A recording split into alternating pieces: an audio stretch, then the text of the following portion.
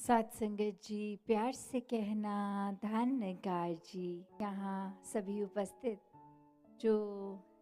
हमेशा दिल अपना इस परमपिता परमात्मा इस निराकार में लगा के ये भक्ति भरा जीवन बिता रहे हैं, तो वो जो भाग की बात आती है कि अक्सर हम ये तो दुनिया में देखते हैं कि ये शब्द ही कि ये भाग के अर्थ कितने अलग हो जाते हैं। एक वैसा भागना जिसको दौड़ना भी कहा जाता है, एक वैसा भाग कि इसके टुकड़े कर दिए जाएं, इसके भाग कर दिए जाएं। एक ऐसा भाग जो शामिल होने की बात होती है, हिस्सा लेने की बात, भाग लो। और एक भाग्य की बात कि ये किस्मत की जो बात आती है, तो हमें ये किस्मत ने तो भाग्य ने ऐसा बना दिया कि इस संसार में इस मनुष्य योनि मिल तो गई। ये आत्मा का कल्याण जिस योनि में होना है, तो ये तो हो गया। अब हमारा ऊपर ये चुनाव कि हमने जीते जी कौन सा भाग लेना है। क्या हमने अपने कर्तव्य, जिम्मेवारियां और जो मनुष्य जन्म का परम लक्ष्य, ये परमात्मा को पाना, अपने आप की पहचान करनी,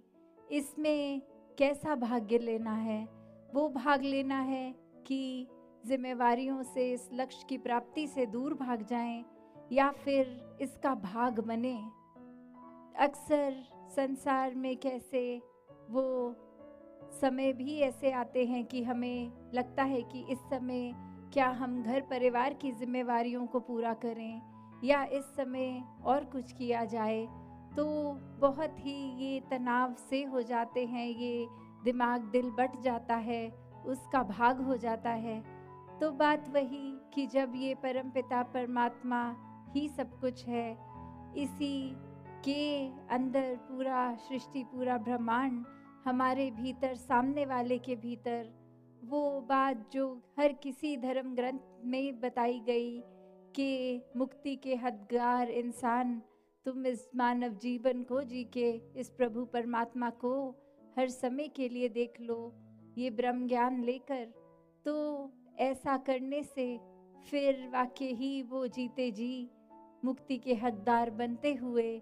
फिर जब ये श्वासें खत्म होंगी तो भी वो मुक्ति मिलनी संभव तभी होती है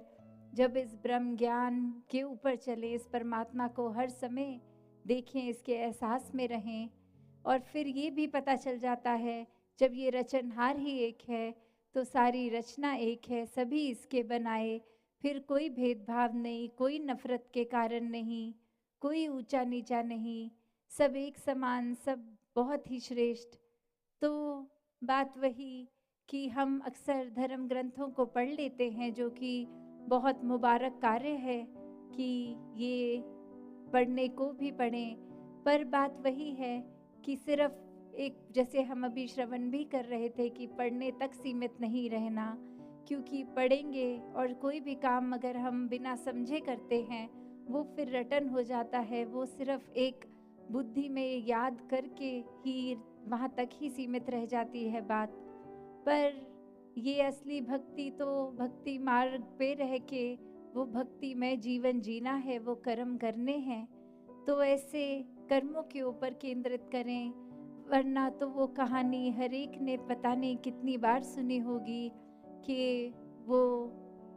एक शिकारी जब तैयार करता है अपने शिकार से पहले और बहुत सारे बीज डाल देता है कि ये पंछी चिड़िया आके बीज खाएंगी, और उसी समय वो एक नेट से उनको पकड़ा जाया जा सकता है, वो पंछियों का शिकार किया जा सकता है। और उसी में एक पंछी ने सबको ये बात बता दी और वो फिर सिर्फ रटन रूप एक बार बार बोलते गए, शिकारी आएगा, दाना डालेगा, हम दाना नहीं खाएंगे, हम फंसेंगे नहीं। तो वही रटन की तरह करते तो रहते, और अब वो शिकारी को लगता कि ये तो समझदार हो गए हैं, मैं दाना डाल भी दूंगा तो ये मेरे झांसे में नहीं आएंगे। और फिर भी एक दिन चांस लेके जब वो ऐसा करता तो हर पंछी फिर वही रटन तो कर रहा है कि हम फंसेंगे नहीं, और फिर भी दाना डालते ही सब वो दाना चुगने जाते हैं, और कैसे उस नेट में फंस के, वो जाली में फंस के वो शिकार बन जाते हैं। और जब शिकार बने भी गए तो भी यही बोली जा रहे हैं कि शिकारी आएगा, दाना डालेगा, हम नहीं फंसेंगे। तो बात वही, ये रटन का मार्ग भक्ति मार्ग नहीं है। ये एक परमात्मा को समझ के, देखकर, इससे प्यार करके फिर हर कार्य करना भक्ति बन जाता है। ऐसा जीवन ही जीना संतों ने सिखाया है कि कर्तव्यों से, अपने जिम्मेवारियों से पीछे नहीं होना, पर सबसे पहले प्राथमिकता फिर भी इस परमात्मा को ही देनी है। मन में सिर्फ परमात्मा जब होता है तो वहम भुलेखे, अंधविश्वास इत्यादि सब दूर होते जाते हैं, क्योंकि ये स्पष्ट होना, एक जीवन में वैसे भी हम कोई भी कार्य करें तो वो अंधाधुंध कार्य ना हो, उसके पीछे वो कारण पता हो कि हम अगर ऐसा कर रहे हैं तो क्यों, तो वो स्पष्टता होनी जैसे हर चीज़ में ज़रूरी है, वैसे ही आध्यात्मिकता का मार्ग, भक्ति का मार्ग, सबकी अपनी भक्ति, एक यूनिक रिश्ता अपना और परमात्मा का जो बनता है,